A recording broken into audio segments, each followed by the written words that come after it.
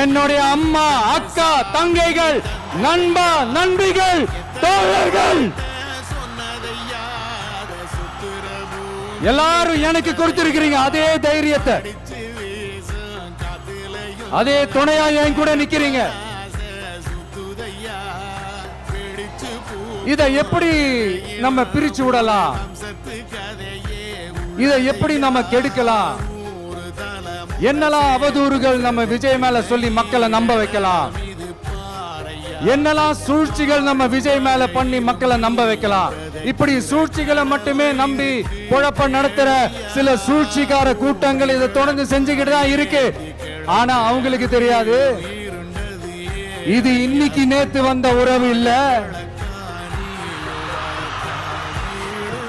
கிட்டத்தட்ட 30-33 வருஷத்துக்கு மேல இருக்கிற உறவு.